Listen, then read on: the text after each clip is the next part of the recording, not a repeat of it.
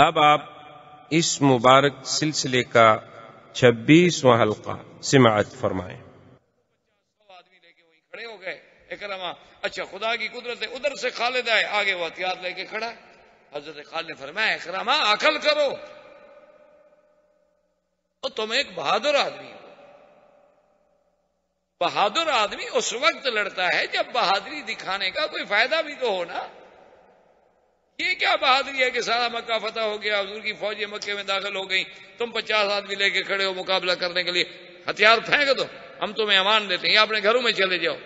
اکرمہ نے کہا کہ نہیں خالد، میں نہیں برداشت کر سکتا کہ اللہ کا نبی جو ہے وہ حرم میں داخل ہو اور ہم بھی زندہ ہونے کا۔ حضور تو داخل ہو گئے حرم میں، بدبخت ہو تو داخل ہو گئے۔ انہوں نے کہا نہیں میں لڑوں گا۔ حضرت خالد نے بار بار روکا، بار بار روکا، اب جناب اکرمہ باز ہی نہیں آتا۔ اصل میں اکرمہ ہی تو بہت بڑا بہادر آدمی تھا۔ تو خالد نے پھر ساتھیوں کو حکم دیا کہ چلو جی یہ نہیں مانتے تو چلو ٹھیک ہے، ان کو ٹھیک کرو۔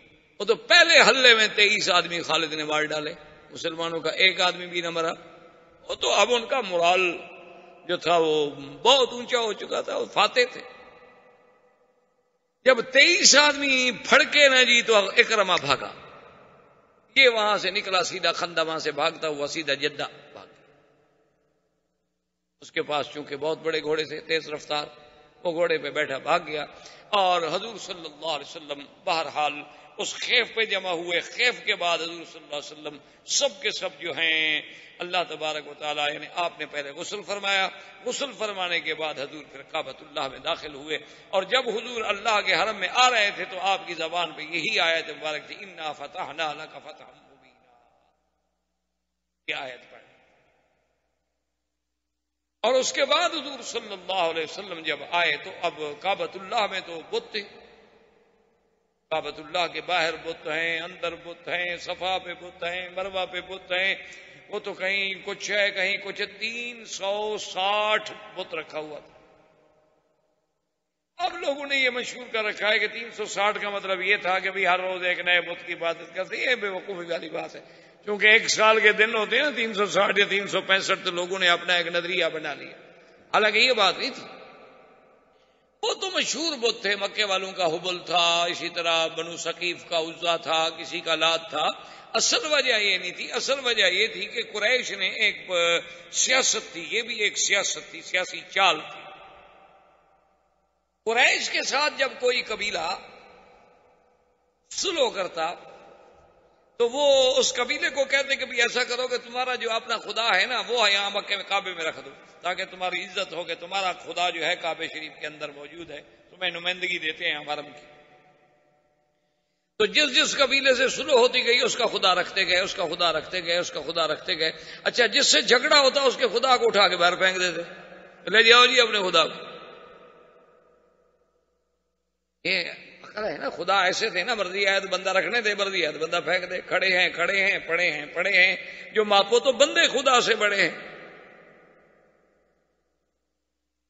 یہ جیسے آپ نے دیکھا ہندوستان میں، اب نہیں دیکھا جی وہ دیوی دیوتا پتھر، جنگل میں جاؤ تو اپنا جو بالکل دور افتادہ ہو تو کہیں کتا داخل ہو کے پیشاب کر رہا ہو تو کچھ کر رہا ہو، کہیں یہ پھر آ جائیں گے تو پانی ڈال دیں گے، پھول ڈال دیں گے، آپ کھڑے ہو جائیں گے، پھر بنتی اور بھجن شروع ہو جائیں، خود بنائیں گے اور پھر خود عبادت شروع کر دیں گے۔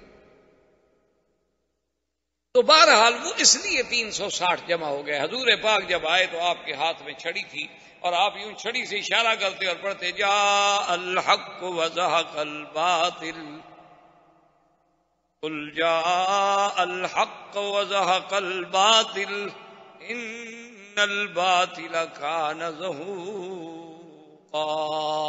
اور صحابہ کہتے ہیں خدا کی قسم ہے کہ جب حضور چھڑی سے اشارہ کرتے ابھی وہ چھڑی بت کو لگتی بھی نہیں تھی کہ بت منہ کے بل گر جاتے تھے اور ٹوٹ جاتے تھے، تو پتھر مٹی کے بنے ہوئے گرت گیا۔ حضور صلی اللہ علیہ وسلم جب مکے میں داخل ہو گئے، کعبۃ اللہ میں داخل ہو گئے، حضور صلی اللہ علیہ وسلم نے ارادہ فرمایا زمزم نوش فرمانے کا۔ تو حضرت عباس نے عرض کیا یا رسول اللہ گھر میں زمزم ہے اور باقاعدہ سراہیوں میں بھرا ہوا ہے، ٹھنڈا، اور اوپر ململ کا کپڑا باندھ کے ہم نے بڑا صاف رکھا ہوا ہے، حضور نے فرمایا کہ نہیں عباس، میں اسی جگہ سے زمزم پیوں گا جہاں سے میری امت پی۔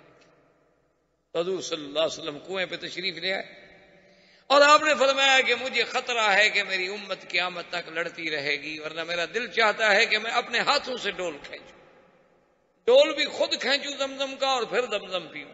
لیکن انہوں نے فرمایا اچھا نہیں، میں ڈول تو نہیں کھینچتا، ورنہ جو بھی حج آئے گا وہ کہے گا میں ڈول کھینچوں، تو پھر تو قیامت تک لوگ لڑتے رہیں گے، یہ بھی سنت رسول پاک ہے۔ تو حضور صلی اللہ علیہ وسلم نے اپنے ہاتھوں پہ زمزم لیا اور اس کے بعد زمزم پیا، اور ایک روایت میں ہے کہ آپ نے وہ ڈول لیا اور ڈول میں آپ نے پڑھا، اپنا لعاب دہن مبارک بھی ڈالا اور پھر وہ پانی جو ہے زمزم میں ڈال دیا۔ اس لیے علماء نے لکھا ہے کہ یہ شرف جو ہے صرف زمزم کو ملا ہے کہ ایک پیغمبر کا پاؤں ہے اسماعیل علیہ السلام کا، اور ادھر اللہ کے فرشتے جبریل کا پر ہے اور محمد مدنی کا لعاب ہے، یہ اور کسی پانی کو شرف نہیں ملا، یہ صرف زمزم۔ اسی لیے محدثین کا یہ متفق فیصلہ ہے کہ جنت کے پانی سے بھی زمزم کا پانی افضل ہے، یعنی حوض کوثر کا جو پانی ہے اس سے بھی زمزم افضل۔ اس لیے وہ کہتے ہیں کہ جب جبریل آئے تھے حضور کا دل مبارک دھونے کے لیے، آپ تو آج کل آپریشن کرتے ہیں نا ہارٹ کا، اور کہتے ہیں کتنی ترقی ہو گئی کہ ہم نے اوپن ہارٹ سرجری کر لیتے ہیں، حضور کی تو بچپن میں ہوئی 2 دفعہ۔ یہ کوئی نئی بات تو نہیں ہے،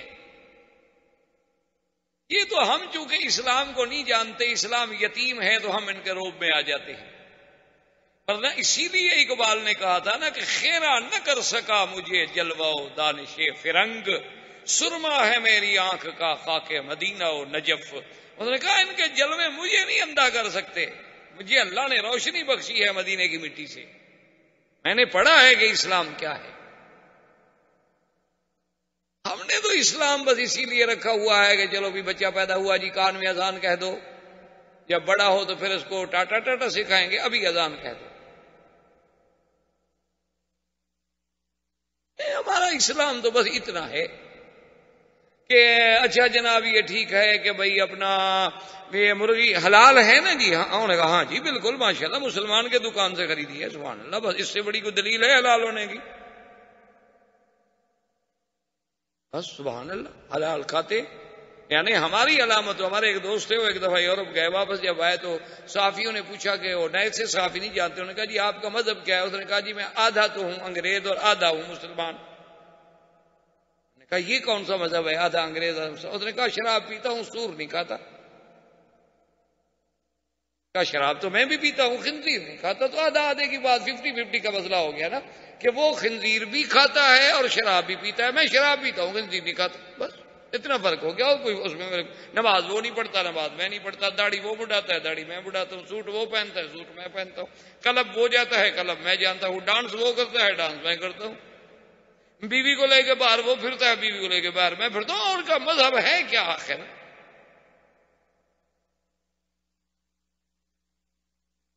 اس کی بیوی بھی غیروں سے ملتی ہے، میری بیوی بھی غیروں سے ملتی ہے،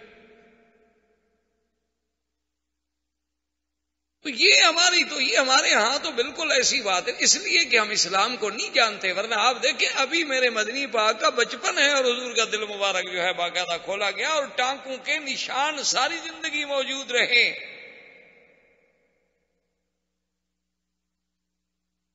ٹانکوں کے نشان جو تھے، ابھی ڈاکٹر عبدالصمد صاحب ہیں کراچی سے، وہ ہمارے بڑے مہربان ہیں، دوست ہیں، اور دل کے بہت بڑے معروف قسم کے ڈاکٹروں میں ہیں، جن کو اللہ نے بڑی عزت بڑی شہرت دی ہے۔ تو وہاں اتفاق سے بیٹھے ہوئے تھے تو ایسے بات چل پڑی کو بتا رہے تھے کسی کو کہ جی آپ کو واک کرنی چاہیے، واک بڑی ضروری ہے، اور آپ چونکہ ہارٹ پیشنٹ ہیں اور آپ کے لیے تو واک انتہائی اہم ہے، اور آپ تو میں نے کہا حضور یہ تو حدیث پاک میں ہے، حضور نے فرمایا حدیث ہے، صحابہ کہتے ہیں شکونا بالضعف الى رسول اللہ فقال علیکم بالنسل او کما قال، صحابہ کہتے ہیں کہ ہم نے جا کے حضور سے کہا کہ حضور ہمیں ذرا کمزوری اور ویکنس محسوس ہوتی ہے، تو آپ نے فرمایا تیز تیز چلا کرو۔ 1400 سال پہلے حضور نے کہا یہ مجھے یہ حدیث لکھ دیں، کم از کم میں وہاں آپ نے اس میں تو لگا لوں کلینک میں۔ اللہ کے بندے یہ تو احادیث میں ہے۔ اور پھر حضور نے صحابہ کو چلنے کا بھی بتایا، فرمایا تیز تیز چلا کرو، لیکن ایسے نہیں کہ پاؤں ایسے کھولے ہوئے نہیں، پاؤں جما کے رکھا کرو، زمین پر پاؤں پوری طرح جمے، اور حضور صلی اللہ علیہ وسلم نے یہ بھی فرمایا کہ جب تم اپنے پاؤں سے زمین کو ٹھوکر مارتے ہو، جتنی قدم تمہارے نیچے لگتے اتنی تمہارے دل کی دھڑکنوں کو فائدہ ہوتا ہے۔ 1400 سال پہلے کون سی یہاں سرجری کی دکانیں کھلی ہوئی تھی مکے میں؟ کون سی یونیورسٹیاں تھیں آپ کے؟ کون سے کالج تھے جو پڑھاتے تھے؟ اور ساری احادیث کی کتابیں اٹھا کے دیکھ لیں، امن شرح اللہ صدرہ للاسلام، ایک ہے سینے کا کھولنا، ایک ہے شرح صدر، ایک ہے شق کے صدر، ایک ہے زی کے صدر۔ اس میں آپ قرآن کے الفاظ دیکھ کر احادیث کو دیکھ کے دیکھیں کہ علماء نے کیا کیا بحثیں کی ہیں، پھر تمہیں پتہ چلے کہ اسلام کیا ہے۔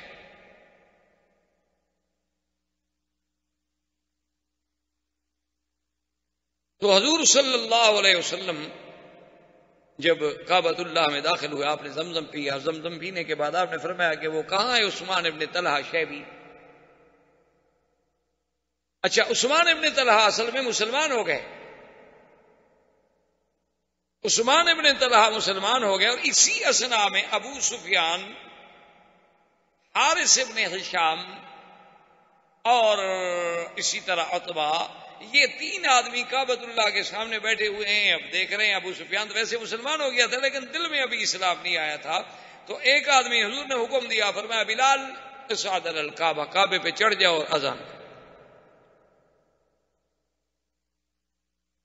اب ایمان سے کہیں، جو لوگ مسلمانوں پہ اعتراض کرتے ہیں جی مسلمان غلام اور غلام اور کنیزیں اور غلام اور غلام، کوئی مذہب ہے ایسا جس نے غلام کو اتنا اونچا کیا ہو کہ کعبے پہ غلام کو چڑھا دے؟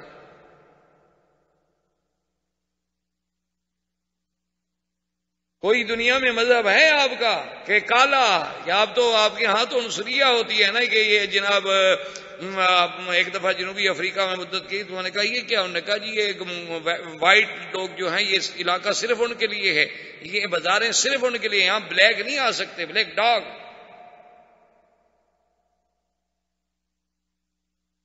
یعنی وہاں آبادیوں کی آبادیاں الگ ہیں، یہ آبادی وائٹ کی ہے، یہ کلرڈ کی ہے اور یہ بلیک، اور وہ کسی کلرڈ یا بلیک کو اس پوری آبادی میں دکان کرائے پر نہیں مل سکتا۔ 5 بجے شام کے بعد وہ اس علاقے میں رہ نہیں سکتا، ورنہ وائٹ کو یہ حق ہے کہ اس کو گولی مار دے۔ وہ ان کے ہوٹل میں نہیں جا کے کھانا کھا سکتا۔ یعنی یہ بڑا عجیب اتفاق ہوا تھا نا، یہاں جو سرور سبان گزرے ہیں، اپنا رابطہ عالم اسلامی میں بھی سیکرٹری رہے، پہلے وزیر مالیات بھی رہے، اور وہ رنگ کالا تھا ان کا بیچاروں کا۔ اچھا، وہ خدا کی قدرت ہے کہ ہوٹل میں گئے بیچارے، حالانکہ یہاں کے وزیر تھے، منسٹر تھے، وہ ایک ہوٹل میں وہاں گئے تو وہاں شاید ان کا آرڈر تھا کہ یہاں کالا کوئی نہیں آ سکتا۔ اب یہ اندر تو چلے گئے، جا کے بیٹھ گئے۔ اب یہ عربی آدمی وہ جناب بھاگتے ہوئے ان کے آگے ملازموں نے کہا کہ جی آپ تو اندر داخل نہیں ہو سکتے۔ انہوں نے کہا کیوں؟ انہوں نے کہا آپ نے پڑھا نہیں ہے، لکھا ہوا ہے نو ایڈمیشن، بلیک نہیں آ سکتا۔ بلیک بھی بندہ ہوتا ہے، انسان ہوتا ہے، یہ ہوٹل انہوں نے کہا جناب ہوتا ہے، ہم تو خیر ملازم ہیں، نوکر ہیں۔ بہرحال ہمارے ہوٹل کا یہ قانون ہے کہ اس میں صرف وائٹ آ سکتے ہیں، گورے آ سکتے ہیں، اور کالے والے لوگ نہیں آ سکتے، اور آپ کالے ہیں۔ انہوں نے کہا اچھا تمہارے ہوٹل کا مینیجر کہاں ہے؟ اس کو بلاؤ۔ تم سے میں نہیں نکلتا، ان کو بلاؤ۔ وہ بھی عرب تھا، اس کا بھی عربی خون اکڑ گیا۔ یہ تو پھر اونٹ کا گوشت کھاتے ہیں نا، جب اڑ جائیں تو پھر تو سوال ہی پیدا نہیں ہوتا۔ ماننے پہ آ جائیں تو صدیق ہیں، اور نہ ماننے پہ آ جائیں تو ابو جہل ہے۔ یہ تو پھر ان کی خصوصیت ہے، ان میں ڈل مل نہیں ہے، اسی لیے تو اللہ نے یہاں نبی بھیجا ہے۔ ہمارے علاقے میں نبی بھیجتے تو ہم تو نبی کو خدا بنا لیتے، اللہ کا کام تو راستے میں رہ جاتا نا۔ ہم نے تو پیروں کو خدا بنا لیا تو ہم نبی کو بخشتے۔ تو یہ تو جناب عجیب قوم تھی نا، اکڑ گیا۔ اس نے کہا بلاؤ مینیجر کو۔ مینیجر آ گیا، اس نے کہا کیا بات ہے، یہ کیا قانون ہے؟ اس نے کہا جی ہم کیا کریں، مالک کا آرڈر ہے۔ اس نے کہا ہوٹل بیچتے ہو؟ کیا قیمت ہے ہوٹل؟ کیا بات کر رہے ہو؟ انہوں نے کہا بات کی چکر مت کرو، مالک سے ٹیلی فون پہ بات کرو، اس کی قیمت بتاؤ، ابھی چیک لو۔ چیک نکال کے میز پہ رکھ لیا۔ اچھا، وہ قدرتاً بیچنا بھی چاہتے تھے، پریشان تھے، پارٹی بھی ڈھونڈ رہے تھے۔ اس نے مالک سے کہا کہ ایسا آدمی ہے، کہا گیا ہے کیا؟ انہوں نے کہا ٹھیک ہے مانگو اتنا پیسہ۔ انہوں نے کہا ٹھیک ہے اتنا ملین چیک، یہ لو چیک، بینک سے پتا کرو کہ چیک ٹھیک ہے کہ نہیں، بینک کو فون کیا؟ انہوں نے کہا عقل کی بات کرو، تو اتنا بڑا آدمی ہے عرب کا، اس نے کہا بھئی یہاں بورڈ لکھو کہ اب اس میں سفید داخل نہیں ہو سکتا. میں نے کہا کیوں؟ نہ کہا ٹھیک ہے جو اگر کالا داخل نہیں ہو سکتا تو اب میں یہاں لکھوں گا یہاں سفید داخل نہیں ہو سکتا. تم نے لکھا ہے کہ ڈاگ اور بلیک داخل نہیں، میں لکھتا ہوں کہ بندر اور سفید داخل نہیں ہو سکتا. جس جس کی شکل ان دو سے ملے باہر نکال. تو یہ تو عنصریت والی بات ہے نا. یہ دیکھیں اسلام کتنا بڑا کہ فتح مکہ ہے اور وہ عظمت. اچھا حضور اذان کے لیے سب کا سیدنا ابو بکر کو بھی تو کہہ سکتے تھے نا، ٹھنڈے دل سے سوچیں، عمر عثمان و علی کو بھی تو کہہ سکتے تھے نا. لیکن حضور نے غلاموں کو اونچا کرنا چاہا کہ کوئی قیامت تک اعتراض نہ کر سکے کہ اسلام میں غلام کا درجہ کم ہوتا ہے. اور حضور نے ان کو اونچا کرنا چاہا جنہیں لوگ کہتے تھے کالے ہیں. نا ہم رنگ پر نہیں جاتے، ہم تو دل پر جاتے.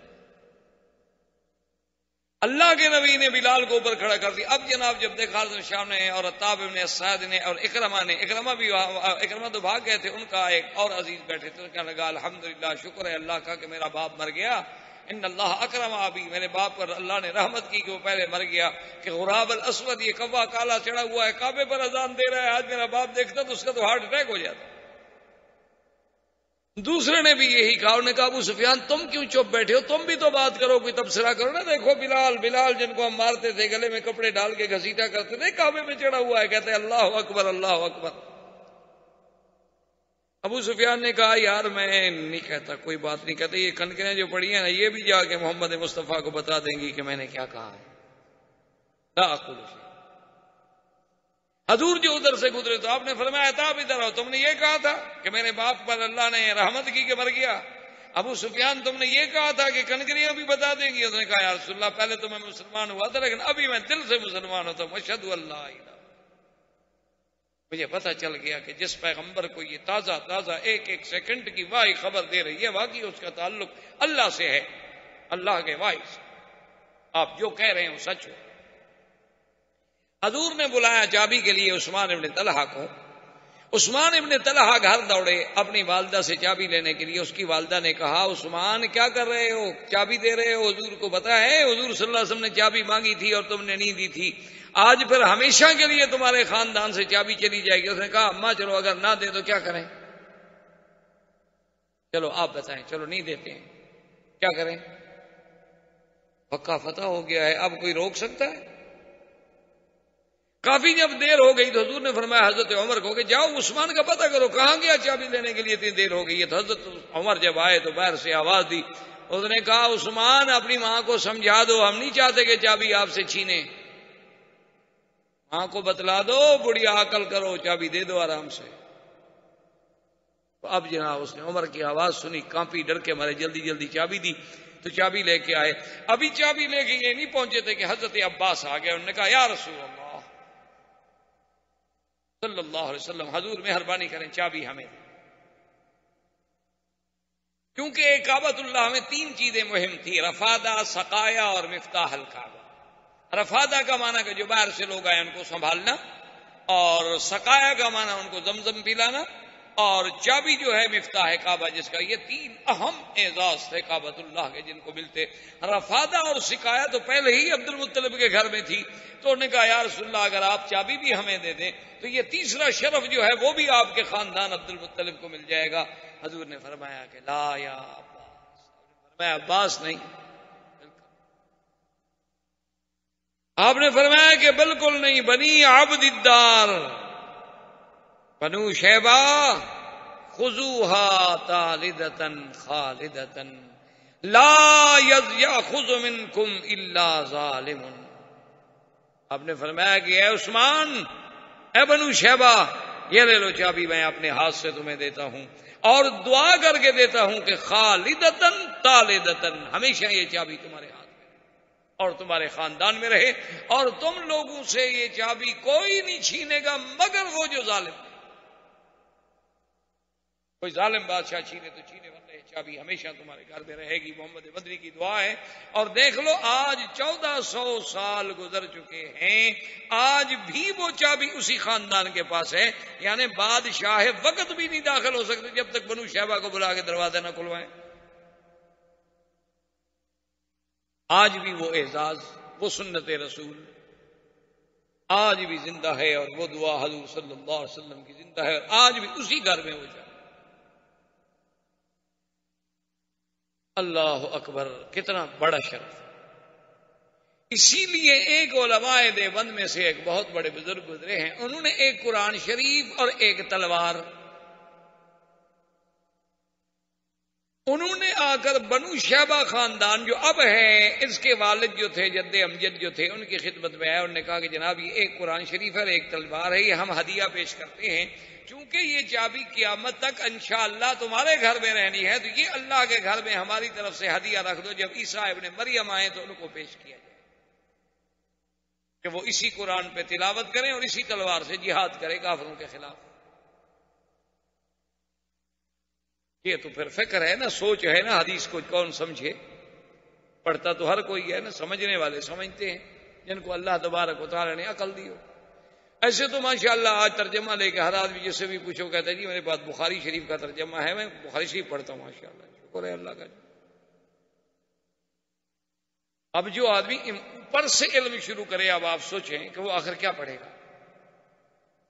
ہمارے یہاں تو قاعدے سے علم نیچے سے شروع ہوتا تھا نا، بھی آہستہ آہستہ پڑھتے پڑھتے پہلی جماعت، دوسری، تیسری، چوتھی، جو ایم اے سے پڑھ کے نیچے آنا چاہتا ہو تو بہرحال تو حضور صلی اللہ علیہ وسلم نے چابی اسی خاندان کا دے دی۔ فدخل رسول اللہ، حضور کعبے میں داخل ہوئے، لیس معہ الا بلال، اور کسی کو حضور نے داخل نہیں کیا، صرف بلال، دروازہ بند۔ حضور نے 2 رکعت نماز پڑھی، جب فلما خرجا، جب حضور باہر نکلے تو سب سے پہلے داخل ہونے والے کون تھے؟ حضرت عبداللہ ابن عمر، حضرت عمر کا بیٹا۔ اسے کہا بلال مجھے یہ بتلاؤ کہ این صلی رسول اللہ صلی اللہ علیہ وسلم، کعبہ شریف میں کس جگہ کھڑے ہو کر حضور نے نماز پڑھی ہے، تاکہ مجھے وہ جگہ نصیب ہو جائے اور حضور صلی اللہ علیہ وسلم کی اتباع ہو جائے۔ اندر 6 ستون تھے، تو حضور پاک نے نماز ایسے پڑھی تھی کہ 3 ستون تو حضور کی پشت کے پیچھے رہ گئے، اور 2 دائیں ہاتھ پہ رہ گئے، 1 بائیں ہاتھ پہ رہ گیا، اور درمیان میں کھڑے ہو کے حضور صلی اللہ علیہ وسلم۔ تو حضرت بلال نے کہا کہ اس جگہ حضور نے نماز پڑھی، حضرت عبداللہ بن عمر نے وہی۔ اور حضور صلی اللہ علیہ وسلم نے جب کعبے میں داخل ہوئے تو دیکھا فوجد فیہا تماثیل، دیکھا صورتیں لگی ہوئی ہیں، ابراہیم الخلیل کی صورت ہے، بی بی مریم کی صورت ہے۔ آپ نے فرمایا قاتلہم اللہ، قاتلہم اللہ، لعنہم اللہ، اللہ ان کافروں پہ لعنت کرے، اللہ ان کو تباہ و برباد کرے گا۔ دیکھو ابراہیم الخلیل جیسے پیغمبر کی بھی صورت بنا کے لگا دی، بی بی مریم اور عیسیٰ علیہ السلام کی تصویریں لگا دی، اور تخیلاتی، جیسے آج بھی مسلمان ماشاءاللہ، آپ کے ہاں ابھی اتنی ضرورت تو نہیں ہوئی کہ آپ نبی علیہ السلام کی تصویر بنا لیں، لیکن اتنا آپ بھی پہنچ گئے ہیں، براق شریف کی تصویر ہے، حضور کی نالین مبارک کی تصویر ہے، اتنا ترقی مسلمانوں نے بھی ماشاءاللہ کر لی ہے۔ اور براق بھی بڑی عجیب خوبصورت بنائی ہے کہ نیچے تو دھڑ ہے وہ گھوڑے کا ہے، اور شکل اوپر گردن جو ہے وہ عورت کی ہے۔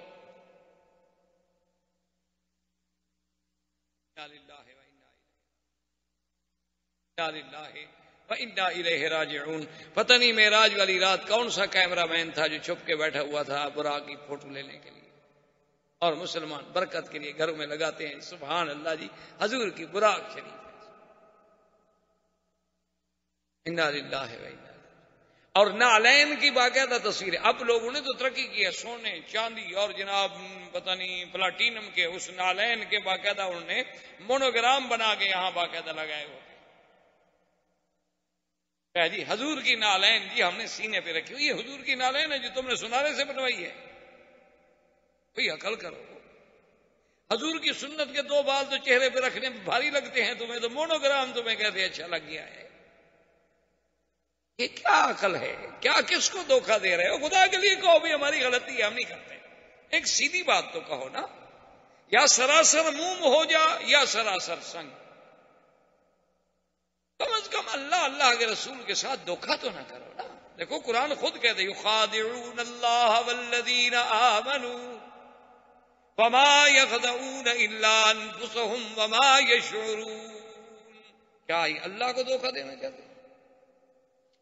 کیا یہ مومنوں کو دھوکہ دینا چاہتے؟ اللہ نے فرمایا یہ کسی کو دھوکہ نہیں دے رہے، یہ اپنے آپ کو دھوکہ دے رہے ہیں۔ فی قلوبہم مرض فزادہم اللہ مرضا وَلَهُمْ عَذَابٌ أَلِيمٌ بِمَا كَانُوا يَكْذِبُونَ۔ حضور نے تصویریں مٹا دی، کعبۃ اللہ کو صاف کیا۔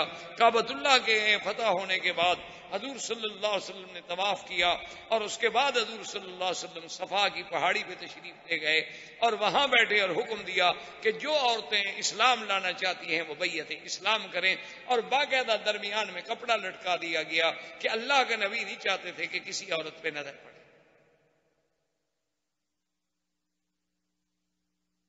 اب خدا کی شان یہ ہے کہ وہ ہندا جس کے بارے میں حکم تھا نا کہ جہاں ملے قتل کر دو، کہ وہ تو سخت دشمن تھی نا اسلام کی اور حضور کی، اب ہندا کہتی ہے کہ میں نے کہا میں کیسے بچوں، اگر میں حضور کے سامنے چلی گئی نا حضور مجھے تو معاف نہیں کریں گے، اور پتہ بھی لگ چکا تھا کہ میرے لیے تو آرڈر ہو چکا ہے۔ تو عورتوں میں چھپ کے ہندا بھی چلی آئیں اور آ کے بیٹھ گئیں۔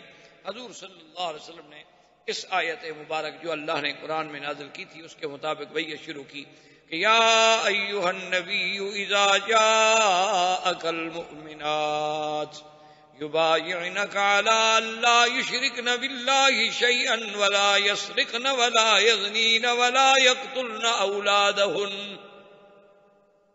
اللہ کے نبی کو اللہ نے حکم دیا کہ جب عورتیں بیعت کریں تو سب سے پہلے بیعت یہ ہے کہ اللہ یشرکن باللہ شیئا، اللہ کے ساتھ کسی کو شریک۔ حضور نے فرمایا کہ بایعکن علی اللہ یشرکن باللہ شیئا، اور حضرت عمر کو درمیان میں کھڑا کیا حضور پاک نے کہ میں جو کہوں تم زور سے کہتے جاؤ تاکہ عورتیں سنتی جائیں اور عورتیں کہتی جائیں۔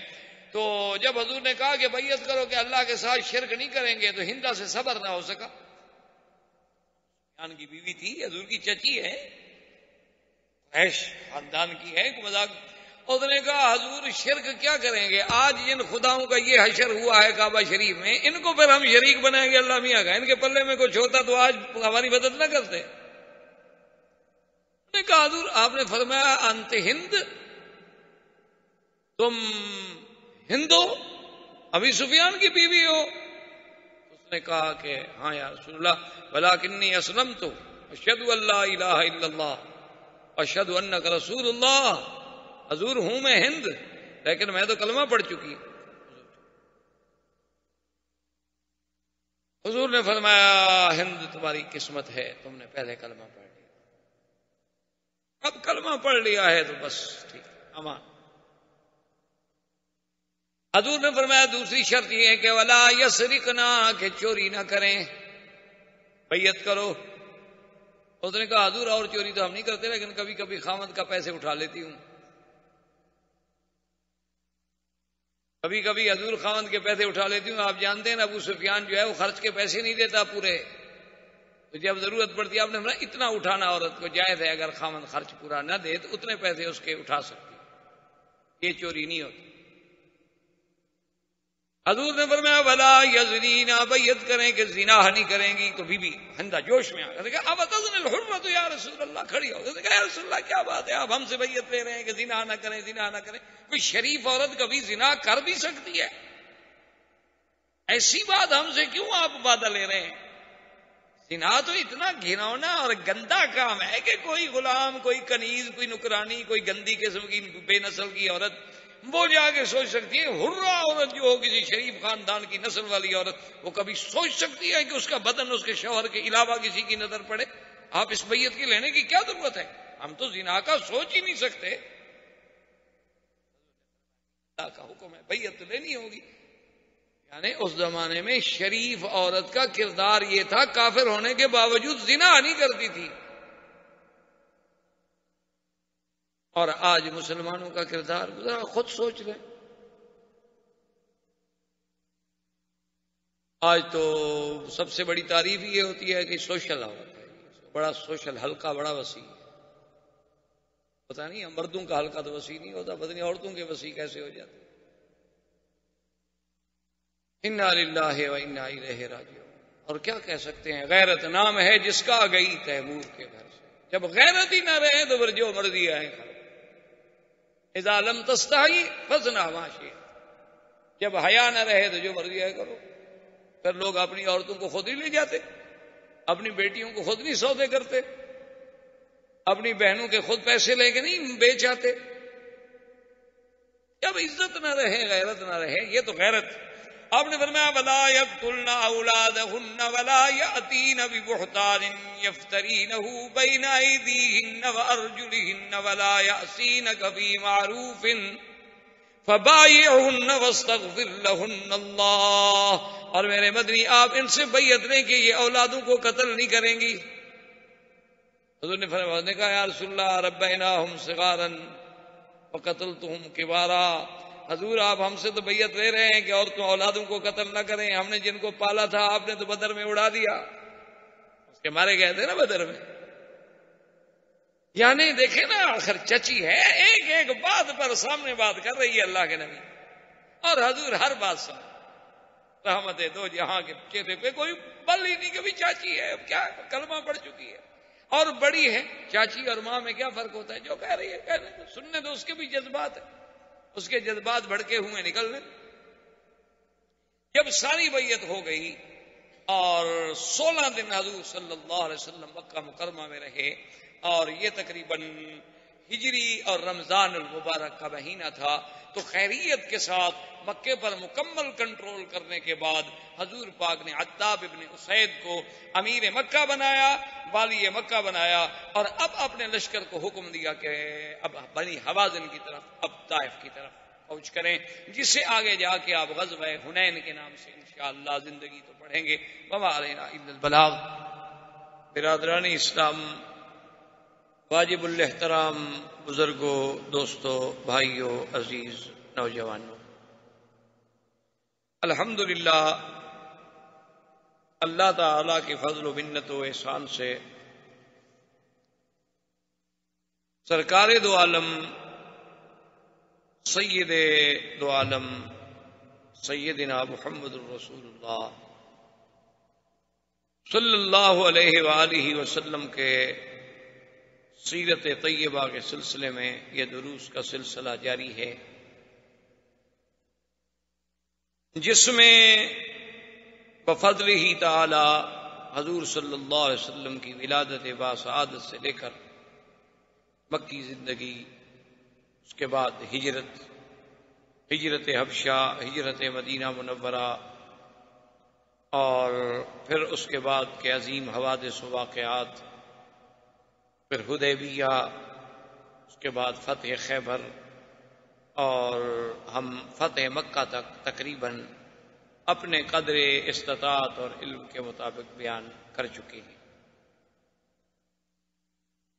حضور صلی اللہ علیہ وسلم نے مکہ مکرمہ فتح ہونے کے بعد تقریباً 16 دن حضور پاک نے مکے میں قیام فرمایا اس عرصے میں,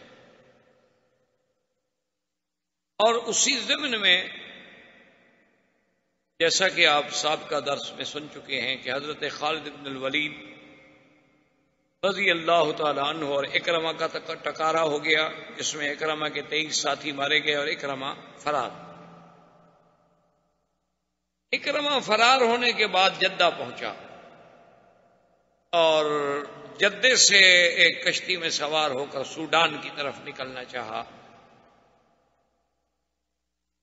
تو یہ بھی ایک عجیب اتفاق ہے کہ اکرمہ فرار ہو چکا ہے, لیکن اس کی بیوی جو تھی وہ مسلمان ہو گئی, ابو جہل کی بہو اور اکرمہ کی زوجہ.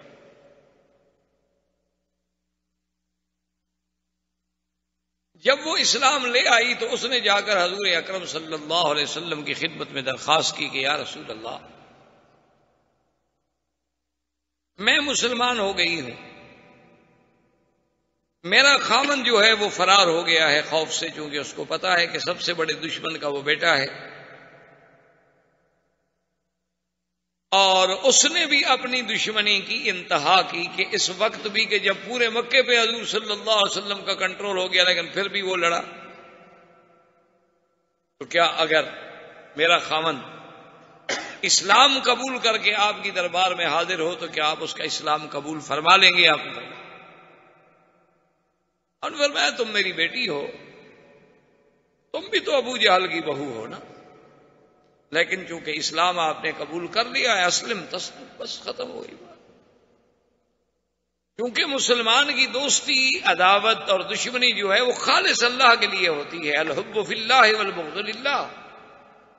ہماری دوستیاں جو ہیں وہ کسی ذاتی اغراض پہ مبنی نہیں ہوتی۔ تو اس کی بیوی بھی اس کے پیچھے چلی گئی۔ خدا کی قدرت یہ ہے کہ اکرمہ جس کشتی میں سوار تھا وہ کشتی جو تھی طوفان میں پھنس گئی۔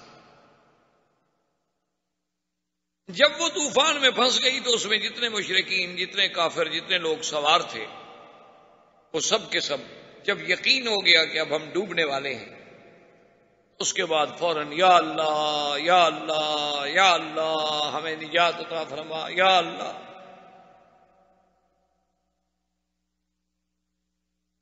حضرت اکرمہ کے دل میں فوراً ایک بات اللہ نے ڈالی کہ یہ کیسے لوگ ہیں بھائی، اب جب یہ ڈوبنے کے قریب آ گئے تو اب ان کو نہ اپنے خدا یاد ہے، نہ لات یاد ہے، نہ منات یاد ہے، نہ حبل یاد ہے، نہ عزا یاد ہے۔ اب تو یہ اسی خدا کو پکار رہے ہیں جس کے پکارنے کی دعوت محمد رسول اللہ صلی اللہ علیہ وسلم دیتے ہیں، اور اسی کو قرآن مبارک نے کئی مقامات پر ذکر بھی فرمایا ہے کہ فَإِذَا رَكِبُوا فِي الْفُلْكِ دَعَوُا اللَّهَ مُخْلِصِينَ لَهُ الدِّينَ، کہ جب یہ کشتی میں سوار ہوتے ہیں اور کشتیاں پھنستی ہیں پھر تو خالص اللہ کو پکارتے۔ فَلَمَّا نَجَّاهُمْ إِلَى الْبَرِّ إِذَا هُمْ يُشْرِكُونَ، اور جب ہم ان کو نجات دے کے کنارے پہ پہنچا دیتی ہیں پھر شرک شروع کر دیتے۔ تو بہرحال حضرت اکرمہ کہتے ہیں کہ دخل الاسلام فی قلبی، اسلام میرے دل میں داخل ہو۔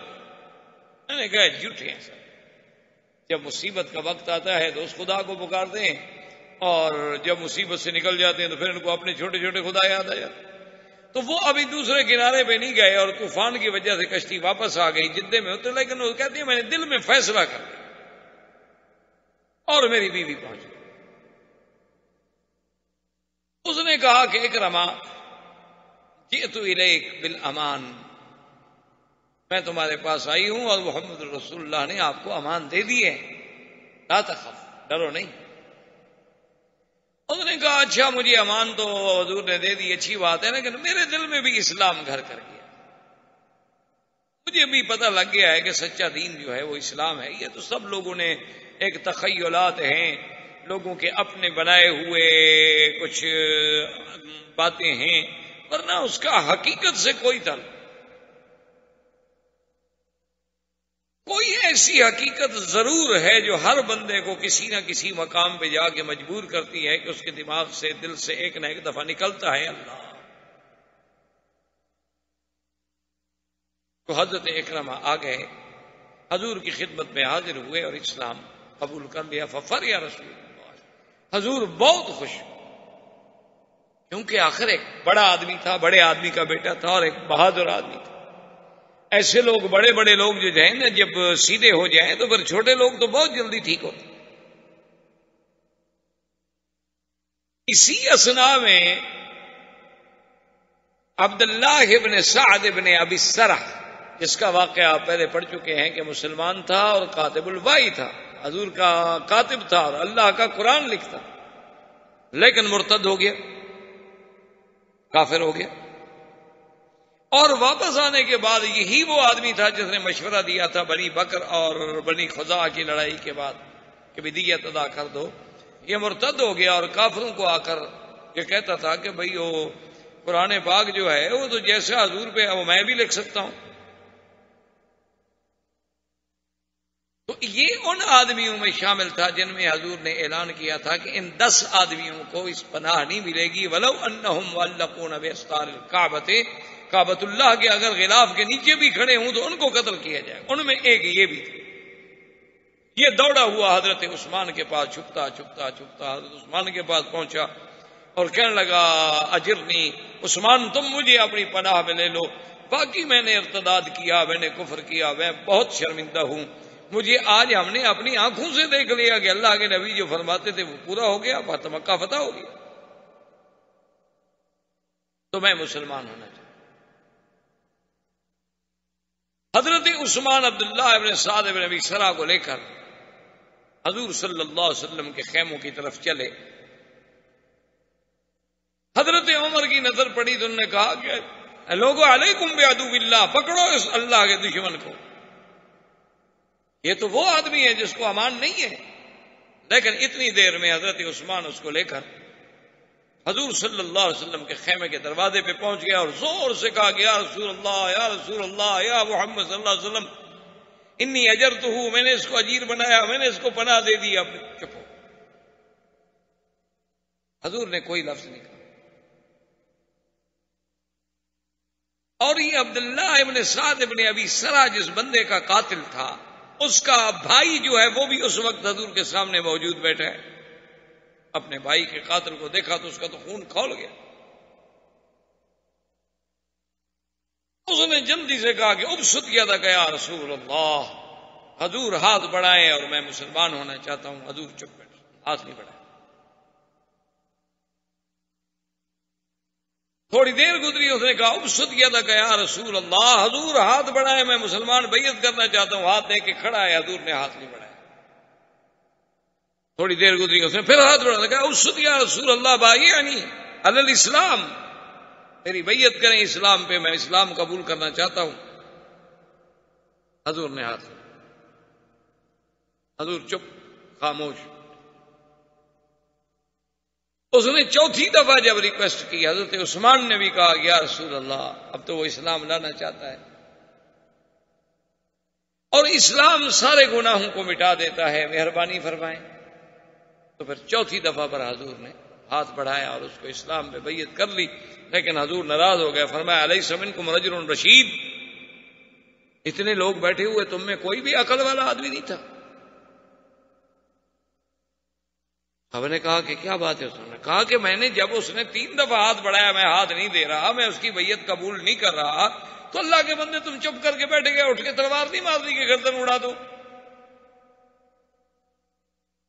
اب اس کے مقتول کا جو بھائی بیٹھا، اس نے کہا واللہ یا رسول اللہ لو اشرتنی بعینی، حضور خدا کی قسم ہے، میرے تو بھائی کا قاتل ہے، میں تو بالکل ضبط کر کے بیٹھا، اگر آپ تھوڑا سا مجھے اشارہ کر دیتے نا اللہ کہ میں اس کے ٹکڑے کر دیتا. حضور نے فرمایا ما ينبغي لنبي ان يكون خائنة الاعین، اللہ کے نبی کی شان یہ نہیں ہوتی کہ وہ آنکھوں سے لوگوں کو اشارے کرے. بس تم سمجھ جاتے تو سمجھ جاتے، نہیں سمجھے تو اس کی قسمت، تو بچ گیا. اللہ کا نبی کسی کے ساتھ یہ نہیں کر سکتا کہ لوگوں کو آنے دے مجلس میں اور لوگوں کو آنکھوں سے اشارے کر. یہ نبی کی شان نہیں ہوتی. اللہ کے پیغمبر جو کہتے ہیں صاف کہتے. اسی دوران میں صفوان ابن امیہ بہت بڑا سردار تھا، اور یہ بھی ان لوگوں میں ہے جس کو قتل کا حکم تھا کہ اس کو معافی نہیں ملے. اس کی بیوی آ گئی، اس نے کہا یا رسول اللہ، اگر ابو جہل کے بیٹے کو امان مل سکتی ہے، اگر اکرمہ کو امان مل سکتی ہے یا محمد صلی اللہ علیہ وسلم، تو صفوان کو بھی تو پھر مہربانی کریں، وہ اس سے بڑا دشمن تو نہیں ابو جہل سے. حضور نے فرمایا اچھا اگر صفوان بھی اسلام قبول کرے تو میں امان دے دوں گا. اس نے کہا رسول اللہ اتنی سخت شرط نہ رکھے، میں جانتی ہوں میرا خامن جو ہے نا اس کو بڑا بغض ہے اسلام سے، وہ اسلام قبول نہیں کرے گا، آپ اس کو کچھ عرصے کے لیے مہلت دے دیں، شاید وہ اسلام لے. حضور نے فرمایا کہ اچھا 4 مہینے کے لیے میں امان دے دوں. تو اس نے کہا یا رسول اللہ اس کی آپ کے ساتھ بڑی دشمنی ہے، بڑی عداوت ہے، وہ میری بات نہیں مانے گا، کوئی نشانی مجھے عطا فرما دیں. حضور پاک نے ایک روایت میں آتا ہے کہ اپنی پگڑی مبارک دے، رحمت دو جہاں. دشمن ہے، سب سے بڑا دشمن ہے، جس کی سزائے موت کا پروانہ جاری کر چکے ہیں. لیکن ایک عورت آتی ہے، اس کی بیوی آتی ہے، فریاد کرتی ہے، حضور فریاد سن لیتے ہیں، 4 مہینے کی امان دے دیتے ہیں، پھر اس دشمن کے اطمینان کے لیے پگڑی اتار کے دے دیتے. کوئی مثال ہے دنیا میں آپ ایسا قائد کوئی پیش کر سکتے ہیں؟ آج تو ایک تھانے دار بھی ناراض ہو جائے تو پولیس مقابلہ دکھا کے گولی مار دیتا ہے. اب وہ بیوی گئی، ڈھونڈا، بڑی مشکل سے وہ چھپا ہوا تھا. تو صفوان ابن امیہ کو ڈھونڈیا، اس نے کہا انی جئت الیک بما، نے کہا نہیں مجھے امان تو تب ملے گی میں اسلام لے آؤں، اسلام تو میں نہیں لے آتا، اسلام کے ساتھ مجھے بغض ہے۔ اس نے کہا نہیں تمہیں اسلام کے بغیر بھی 4 مہینے کے لیے حضور نے امان دی۔ اس نے کہا نہیں یہ نہیں ہو سکتا، مجھے نہیں امان مل سکتی، میں ان کا جو دشمن ہوں نا۔ اس نے کہا جئت الیک بامامۃ رسول اللہ، کیا کہہ رہے ہو؟ حضور نے مجھے اپنا پگڑی دی ہے نشانی۔ جب اس نے دیکھا تو اب اطمینان ہو گیا۔ اس نے کہا چلو حضور کی خدمت میں، حضور کی خدمت میں آ گئے۔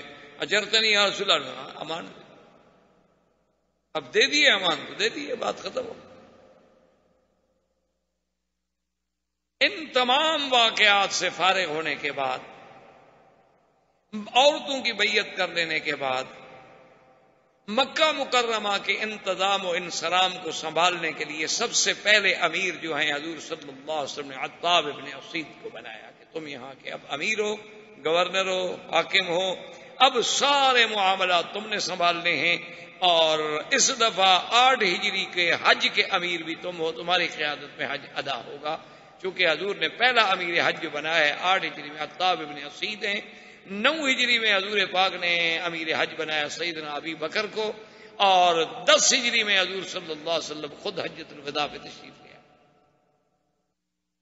عتاب ابن اسید کو یہاں مقرر کر لینے کے بعد حضور نے فرمایا اپنے صحابہ سے کہ لشکر کو ترتیب دو، فنذهب الى حوازن، حوازن قبیلہ جس کو غزوہ حنین کے نام سے مشہور ہے، اصل قبیلہ تو وہ حوازن تھا، جہاں جنگ ہوئی ہے وہ وادی حنین تھی، تو لہذا اس غزوے کا نام بھی غزوہ حنین ہو گیا، ورنہ وہ قبیلہ جو ہے بنی حوازن بنو ثقیف، یہ بڑا ہی زبردست اور جنگجو قبیلہ تھا، عرب میں اپنی قوت و طاقت میں مانا ہوا تھا، کہ حتیٰ کہ مکہ مکرمہ اور حوالی مکہ مکرمہ کے جتنے قبائل ہیں سب اس سے ڈرتے تھے۔ حضور نے فرمایا فذهبوا الى حوازن، چلو اب حوازن پہ چڑھائے۔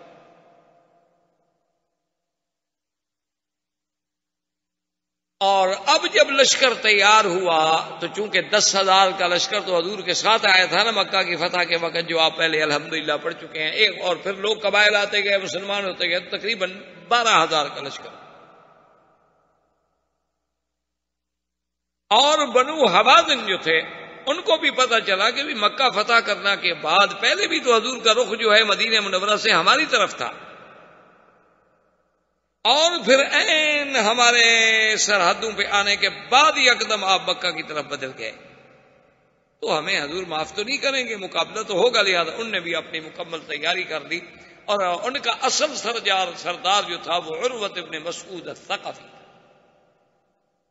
یہ عروہ بڑا، یہ ان لوگوں میں تھا کہ جیسے ولید ابن المغیرہ مکے میں سے تھا، عروۃ ابن مسعود جو ہے طائف میں سے تھا، جس کے بارے میں قرآن میں آتا ہے کہ کافروں نے کہا کہ اللہ میاں نے اگر وحی بھی اتارنی تھی، نبی بھی بنانا تھا اور قرآن بھیجنا تھا، تو ان 2 بڑے آدمیوں پہ کیوں نہیں بھیجا گیا؟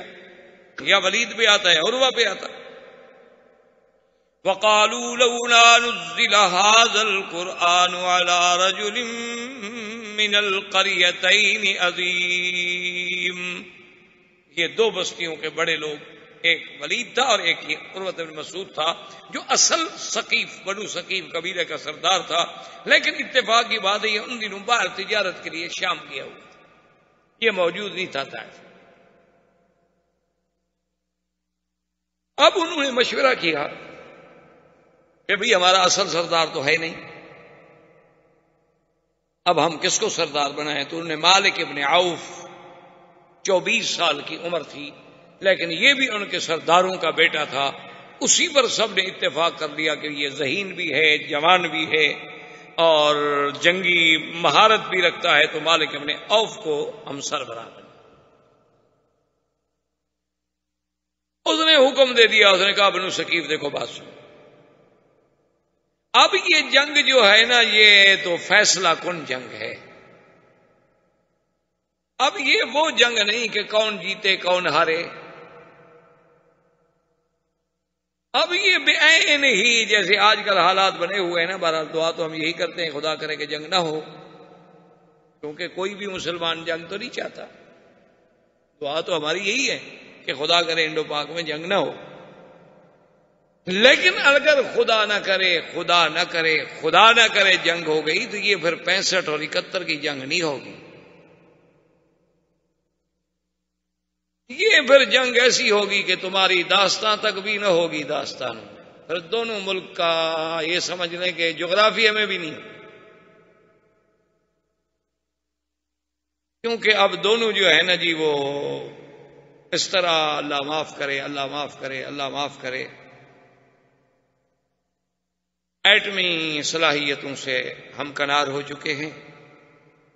لیکن بہرحال لا تحسبوہ شر لکم بل ہوا خیر لکم.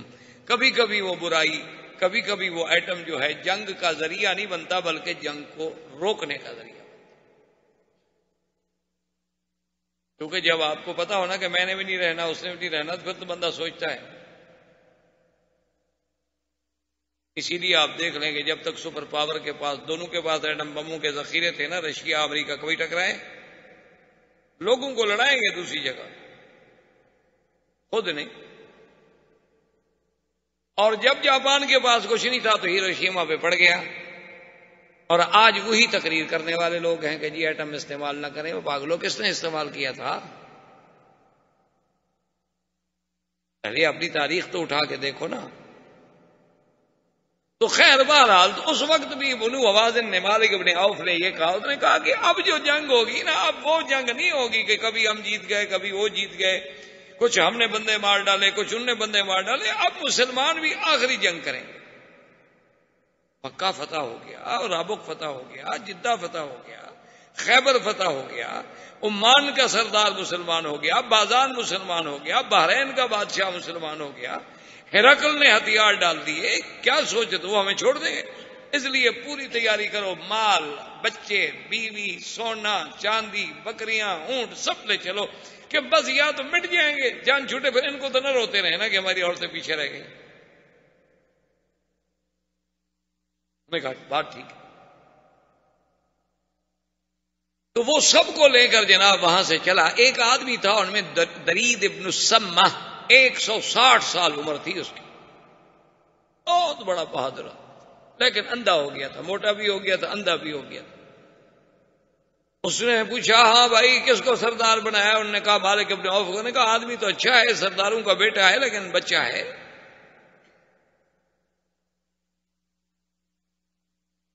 اس نے کہا کیا حکم دیا؟ اس نے کہا یہ حکم. انہوں نے کہا ٹھیک ہے، اب جو ہونا تھا ہو گیا، تمہارا سردار ہے حکم دے چکا ہے، لیکن مجھے لے چلو مالک ابن عوف کے پاس.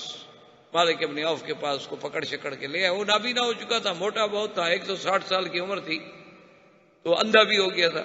تو اب اس کو پکڑ کے لاتے تھے تو لے آئے. تو اس نے کہا کہ تم نے اچھا تو نہیں کیا یہ فیصلہ، بہرحال اب تم نے کر لیا ہے تو ایک بات کا خیال رکھو کہ میدان جنگ جو ہے وہ تم اپنے منشے سے منتخب کرو. اگر میدان جنگ کے انتخاب میں بھی مسلمان سبقت لے گئے تو پھر تم بازی نہیں جیت سکتے. کوئی 160 سال ہو گیا مجھے جنگیں لڑتے ہوئے. تو اس لیے تم ابھی سے ایڈوانس کرو تاکہ جنگ جو ہے وہ ہمارے علاقے میں نہ ہو. کہیں لوگ ہمیشہ دوسری جگہ لڑاتے ہیں نا کہ ہمارا ملک تو محفوظ رہے نا. اور دوسرا اس نے کہا کہ میرا مشورہ یہ ہے کہ جب لشکر کو ترتیب دو تو اس کے آخر کے اندر جو ہے نا جی آپ کے بچے وغیرہ تو ان کو بھی اونٹوں پر بٹھا کے، تاکہ اور کچھ نہیں تو دور سے مجمع تو بہت نظر آئے گا، ان کو پتا تھوڑا ہے کہ یہ عورتیں ہیں یا مرد ہیں. اسی لیے بعض صحابہ کہتے ہیں خدا کی قسم معلوم یہ ہوتا تھا کہ جنگ حنین میں تو 80,000 کا لشکر ہے دشمنوں کا، تو بہرحال ان کے لشکر کی تعداد جو تھی وہ 20,000 تھی. وہ وہاں سے نکلے مسلمان، یہاں سے نکلے. اسی دور میں حضور پاک صلی اللہ علیہ وسلم نے حضرت خالد کو حکم دیا کہ عزا ایک بہت بڑی ان کی عبادت کے اور بت تھا، جس کے بارے میں وہاں نعرے لگائے تھے ابو سفیان نے جنگ احد کے موقع پر کہ لنا العزا ولا عزا لکم. عزا ہمارے ساتھ ہے، اس لیے آج غلبہ اور عزت ہمارے ساتھ. حضور نے فرمایا عمر جواب دو اللہ مولانا ولا مولا لکم. حضور نے حکم دیا کہ خالد جا کے عزا کو ختم. حضرت عزا کے مقام پہ پہنچے، وہاں کوئی درخت تھے، کوئی دیوی دیوتا بنے ہوئے تھے، کوئی بت شت بنے ہوئے تھے، توڑا پھوڑا، واپس آ گئے. حضور نے فرمایا ہاں کیا کیا؟ اس نے کہا حضور توڑ دیا. آپ نے فرمایا نہیں تم نے کچھ نہیں کیا, تم نے کچھ نہیں کیا, عزا کو تو تم نہیں مارا ہے. حضور ابھی توڑ کے آ رہا ہوں. نہیں پھر جاؤ. حضرت خالد پھر گئے. تو وہاں فرماتے ہیں جب میں گیا تو میں نے کیا دیکھا؟ فرأیت امرأۃ شاسعۃ الشعر, ایک عورت ہے ایسے بال کھلائے ہوئے ہیں اور ایسی شکل ہے خطرناک کہ کوئی بڑا جی دار بندہ بھی دیکھے نا تو ایک دفعہ تو اس کا دل ہل جائے. سر میں مٹی پڑی ہوئی ہے, بدصورت ہے, بد شکل ہے, اور وہاں بیٹھی ہوئی ہے کہ عزا عزا عزا عزا پکار رہی ہے کہ مدد کر, آج تیرے دشمن پھر تجھ پر حملہ کرنے کے لیے آ رہے ہیں, ان کو تو ہلاک کر دے, ان کو تو برباد کر دے, ان کو تو ایسا کر دے. حضرت خالد بھی اتنی دیر میں اوپر پہنچے, ماری ایک تلوار ٹکڑے ٹکڑے کر کے پھینک. کیا تو بڑی عزا کو پکارنے والی آ گئی. اصل کیا تھا؟ تلبیس ابلیس نامی ایک کتاب ہے, کبھی آپ لوگوں کو پڑھنے کا موقع ملے. یہ ساری جنات کی ایک حرکت ہوتی ہے جس کی وجہ سے لوگ جو ہے نا گمراہیوں میں اور شرک میں اور کفر میں مبتلا ہو جاتے ہیں. وجہ کیا ہوتی ہے کہ پہلے آپ کے دماغ میں ڈالے گا کہ جناب اس مزار پر اس پیر صاحب کی قبر پہ جاؤ, منت مانو, 3 راتیں تم رات دن وہاں رہ کے حضرت کی مزار پہ بیٹھے رہو, تمہارا کام ہو جائے گا. ایک دل میں خیال رکھو, اور جب تمہارا کام ہو جائے نا تو پھر اتنا حضرت کی مزار پہ غلاف چڑھانا ہے, اتنی تم نے وہاں دمبے بکرے ذبح کرنے ہیں, اتنے دن تم نے سبیل لگانی ہے. لیکن جب تمہارا کام ہو جائے بس منت حضرت کی مان لو, اور 3 راتیں اور 3 دن جو ہے نا تم نے مزار پہ بیٹھے رہنا, بس وہاں بیٹھے رہو اور حضرت پہ سلام پڑھتے رہو, اور ساری رات بیٹھنا ہے, جاگنا.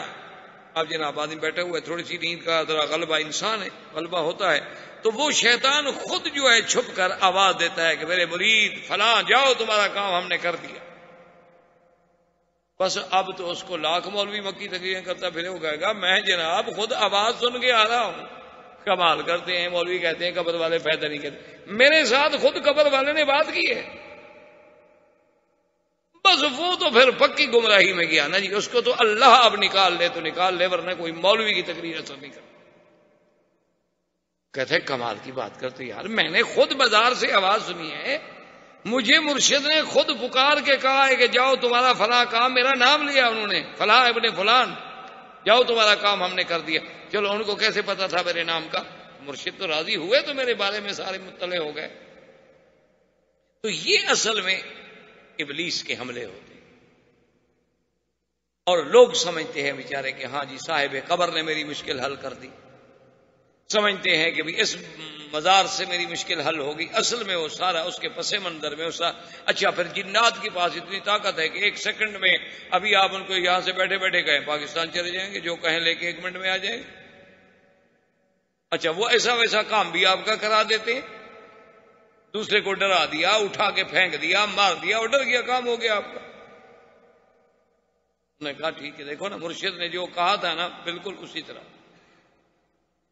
اور اس نے اچھا کبھی کبھی یہ کہتے ہیں اچھا بھی تم میرے مرشد مرید ہو, تم جاؤ اور فلاں وظیفہ پڑھتے ہوئے جاؤ, راستے میں تمہیں ایک بکری نظر آئے گی, ڈرنا نہیں, وہ بکری خود بن جاتا ہے. کمال ہے. دیکھو جی مرشد کو قبر کے اندر پتہ لگ گیا کہ میں جب جا رہا ہوں تو فلاں جگہ مجھے بکری بھی ملے گی, دیکھو میرا پیر پہنچا ہوا. تو جب یہ عالم ہو تو اب اس کو جناب کون سی تقریریں آپ کی اثر کریں. اللہ تبارک و تعالی رحمت فرمائے. بہرحال تو اب جب واپس آئے خالد ابن الولید تو حضور نے پوچھا ہاں ماذا عملت یا خالد, خالد کیا کیا؟ اس نے کہا حضور وہاں تو ایک ایسی عورت تھی. آپ نے کہا ہاں تلک العزا, یہی تو عزا تھا جس کو تم مار گیا, یہ باقی تو پتھر ہے. اصل تو وہی تھا شیطان الجن والانس جو عزا بن کے لوگوں کو گمراہ کر رہا تھا. اصل تو وہی تھی وہ عورت جنیہ جس کو تم نے مارا ہے. یہ تو ایک نام ہے, بت بنا ہوا ہے, تو ایک علامت ہے ظاہری, اصل تو وہ ہے. اب تم نے واقعی کام کیا. اب حضور صلی اللہ علیہ وسلم نے اپنے لشکر کو چلایا اور ادھر سے مالک بن عوف نے اپنے لشکر کو چلایا. اب اتفاق کی بات یہ ہے کہ وہاں سے چلتے چلتے مکہ اور طائف کے درمیان میں ایک وادی ہے، وادی حنین. اس وادی میں، اور بڑی عظیم وادی ہے اور بڑا اچھا مقام ہے، اسی جگہ پر آ کے انہوں نے اپنی فوج کو روک دیا. انہوں نے کہا بھی اب طائف سے ہم کافی دور آ گئے اور یہ وادی بہت اچھی ہے، زمین اچھی ہے، پانی ہے، اور اگر مسلمان حملہ آور ہوں گے تو چاروں طرف پہاڑ ہیں، ان کو تو پھر پہاڑوں کے اوپر سے آنا پڑے گا. انہوں نے اپنی فوجوں کو وہاں روک دیا. حضور صلی اللہ علیہ وسلم پہاڑوں کے اس طرف رک گئے. لیکن صحابہ کے دل و دماغ میں عجیب سی بات آ گئی، کہنا کہ یار کمال ہے، مکے کے قریش ہمارے سامنے نہیں ٹھہر سکے تو اب یہ بنو ثقیف کیا ہے، اور بنو ثقیف کیا ہمارا مقابلہ کر سکتے، ان کو تو ہم پاؤں کے نیچے رونق ڈالیں گے. اللہ کو تکبر پسند نہیں. اسی لیے قرآن کہتا ہے نا کہ وَيَوْمَ حُنَيْنٍ إِذْ أَعْجَبَتْكُمْ كَثْرَتُكُمْ، کہ حنین والے دن تمہیں تمہاری کثرت پر، تمہارے عدد پر، تمہاری طاقت پہ ناز تھا کہ آج ہم 12,000 کا لشکر. اچھا، اسی دور میں عجیب واقعہ یہ ہے کہ حضور پاک نے صلی اللہ علیہ وسلم نے صفوان ابن امیہ کو بلایا اور کہا کہ ہمارا لشکر چونکہ زیادہ ہو گیا ہے اور ہمارے پاس ہتھیار نہیں ہیں پورے، اگر تم مہربانی کرو تو کچھ ہتھیار ہمیں ادھار دے دو، عاریتن دے دو، بعد میں ہم تمہیں واپس کر دیں گے. تو اس نے کہا حضور میں خوشی سے تو نہیں، بہرحال دیتا ہوں. تو اس نے 3,000 آدمیوں کو اسلحہ دیا. اتنا بڑا سردار تھا کہ اس وقت اس کے پاس اتنا سلاح موجود تھا کہ 3,000 آدمیوں کو مسلح کرنے کے لیے اس نے تلواریں اور نیزے اور تیر اور زرہیں اور ڈھالیں اور سب کچھ دیا کہ یہ تمہارے پاس عاریتن ہیں، جب آپ لوگ جنگ سے فارغ ہوں گے تو مجھے واپس کریں، اور جو خراب ہو جائے گا اس کے بدلے میں اور دیں. اب جب مسلمانوں کے بھی آدمی جا رہے تھے، انہوں نے خبر دی کہ جی مالک ابن عوف ان کا سردار ہے اور وہ تو بڑا عظیم لشکر ہے، اور اس کے بعد وادی حنین پہ وہ بیٹھ گئے ہیں اور ہمارے پاس تو کوئی رستہ نہیں ہے حملہ کرنے کا. حضور صلی اللہ علیہ وسلم نے حضرت خالد بن الولید کو 200 گھوڑ سواروں کے ساتھ آپ نے حکم دیا کہ بھی تم آگے بڑھو. ٹھیک ہے، اب آگے بڑھیں تو کہاں سے بڑھیں؟ بھی آئے تو پہاڑ کے اوپر سے نا. اب پہاڑ کے اوپر جو عجیب سی بات ہوتی ہے کہ چڑھنا بھی مشکل اور اترنا بھی مشکل. یعنی پہلے اگر پہاڑ پہ آپ نے چڑھنا وہ بھی مسئلہ، اگر دشمن اوپر بیٹھا ہوا ہے تو آپ کو پتھروں سے انشاءاللہ ڈھیر کر دے گا، اس کو گولی چلانے کی ضرورت ہی نہیں. وہ تو صرف چٹانیں رکھ لے، اسی کو لڑکھاتا رہے تو تمہارے جتنے آدمی اوپر چڑھیں گے وہی ختم ہوتے جائیں، کوئی لڑائی کی ضرورت. اچھا، اگر آپ نے اتر کے پھر نیچے دشمن کے ساتھ لڑنا ہو تو پھر وہ اترنا بھی مشکل، کیونکہ اب آپ پہاڑ ہے، کوئی سڑکیں بنی ہوئی تو نہیں تھی اس دور میں، نہ اس زمانے میں کوئی ٹینک تھے، نہ اس زمانے میں کوئی ایسے جناب چین والے بلڈوزر تھے کہ وہ پہاڑوں پہ چڑھ جائیں گے اور چلیں گے اور فلاں کریں گے. وہ تو آپ نے گھوڑوں کو چلا، اب گھوڑے کو اتارنا ہو چڑھائی سے آپ خود اندازہ کریں کیسے اترے گا. اب حضرت خالد جب اترنے لگے انہوں نے تو جی تیروں کی باڑ پہ رکھ لیا نا، وہ تو 200 کا 200 بندہ جو تھا چھلنی ہو گیا، اور حضرت خالد کے پورا جسم خالی نہیں بچا جہاں تیر یا زخم لگا. ایک غار کی کوٹ میں گر گیا خالد. بس یہ خبر پہنچنی تھی کہ مسلمانوں میں اللہ معاف کرے، اللہ معاف کرے، اللہ معاف کرے. بزدلی کا یہ عالم ہو گیا کہ ففروا، بھاگنے لگا، اور جس کا جدھر منہ آیا بھاگی. 200 آدمی یک وقت پہلے حلے میں جن کا اڑ جائے، اور آگے جہاں تک نظر پڑے سب لشکر ہی لشکر دشمن کا نظر آئے تو وہ تو پھر جناب بزدلی آ گئی. اسی کو قرآن پاک نے فرمایا لقد نصرکم اللہ فی مواطن کثیرۃ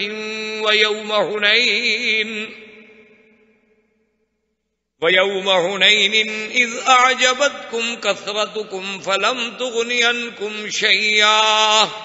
اللہ نے آپ کی بہت سارے مقامات پہ مدد کی، لیکن حنین والے دن جب تم لوگوں کو اپنی کثرت پہ ناز تھا وہ کثرت تمہارے کسی کام نہ آئی.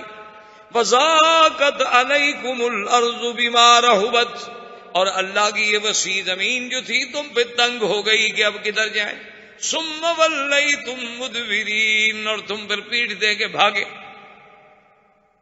حضور کو خبر ملی کہ یہ حال ہو گیا. دیکھ رہے ہیں صحابہ بھاگ رہے.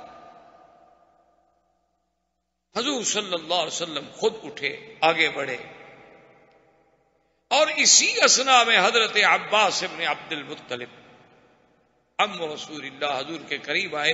اور عباس ابن عبد المطلب جو تھے نا، ان کو اللہ نے اتنی آواز دی تھی ماشاءاللہ، اتنی یعنی یہ رفیع الصوت تھے، اتنی بلند آواز تھے کہ یہ اگر ویسے شوق سے کبھی آواز لگاتے تو 4-4 5-5 6-6 میل تک ان کی آواز سنی جاتی تھی اس دور میں.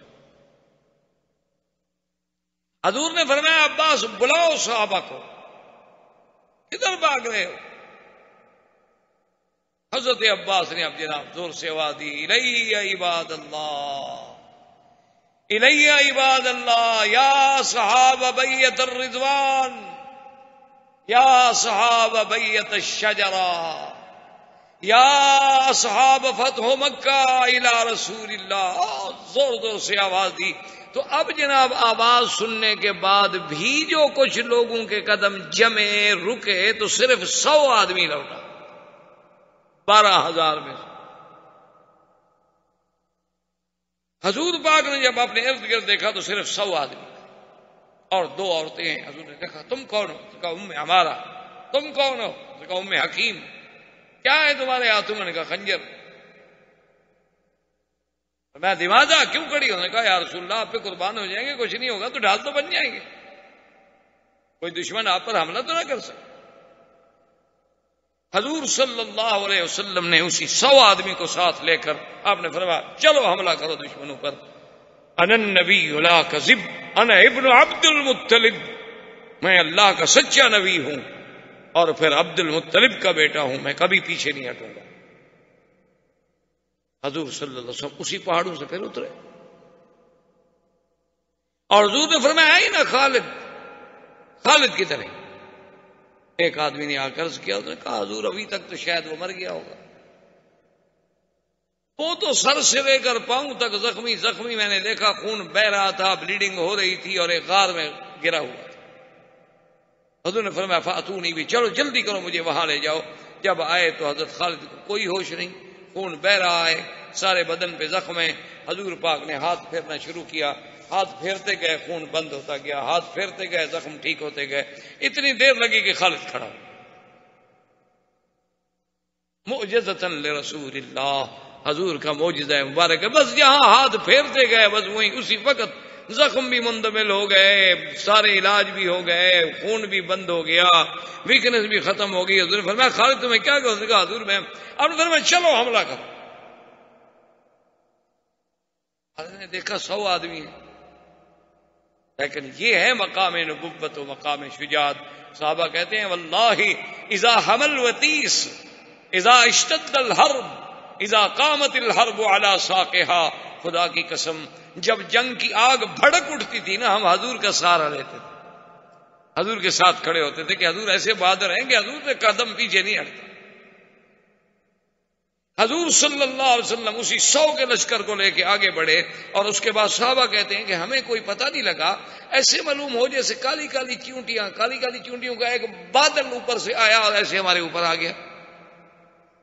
ہم حیران دیکھ رہے ہیں کیا ہے.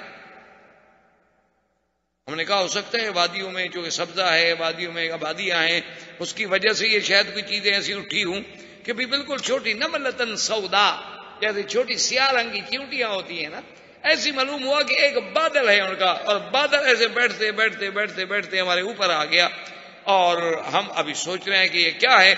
اور اسی کو اللہ نے فرمایا انزل اللہ سکینتہ علی رسولہ وعلى المؤمنين